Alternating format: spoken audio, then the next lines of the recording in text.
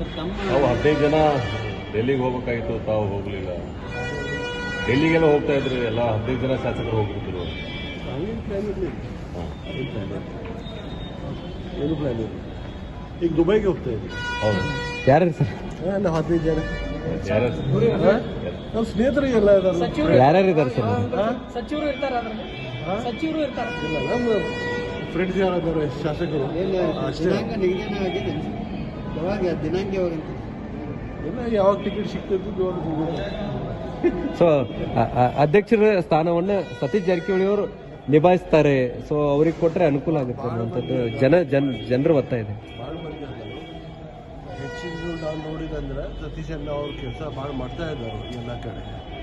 ಮತ್ತು ಅವ್ರೇನು ಅಧ್ಯಕ್ಷ ಬಗ್ಗೆ ಏನು ಮಾತಾಡಲಿಲ್ಲ. ಈಗ ಸದ್ಯಕ್ಕೆ ಅಧ್ಯಕ್ಷ ಡಿ ಕೆ ಶಿವಕುಮಾರ್ ಸಾಹೇಬ್ರು ಎಲ್ಲರೂ ಹೈಕಮಾಂಡ್ ಏನು ನಿರ್ಣಯ ತಗೋತಾರೆ ಆಮೇಲೆ. ನಿಮ್ಮ ಅನಿಸಿಕೆ ಏನು ಸರ್? ಸತೀಶ್ ಜಾರಕಿಹೊಳಿ ಅಧ್ಯಕ್ಷ ಆಗ್ಬೇಕಾ? ಒಂದು ಸ್ಥಾನಮಾನ, ಉನ್ನತ ಸ್ಥಾನಮಾನ ಸಿಗ್ಬೇಕು. ಸತೀಶ್ ಜಾರಕಿಹೊಳಿ ಅವರು ಅಧ್ಯಕ್ಷ ಆಗ್ಬೇಕಾ?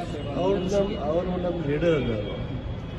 ನಾವು ಯಾವಾಗ ಹೇಳಿದ್ದೇನೆ ಅವರು ಡಿ ಸಿ ಎಮ್ ಆಗಬೇಕು, ಅಧ್ಯಕ್ಷ ಆಗಬೇಕು, ಅದು ನಿರ್ಣಯ ಹೈಕಮಾಂಡ್ ಅವ್ರು ತಗೋತಾರೆ.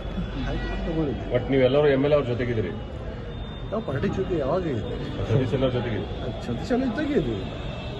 Thank you sir. ಪಾರ್ಟಿ ಜೊತೆಗೆ ಮತ್ತು ಸತೀಶ್ ಅಣ್ಣ ಜೊತೆಗೆ. Thank you sir.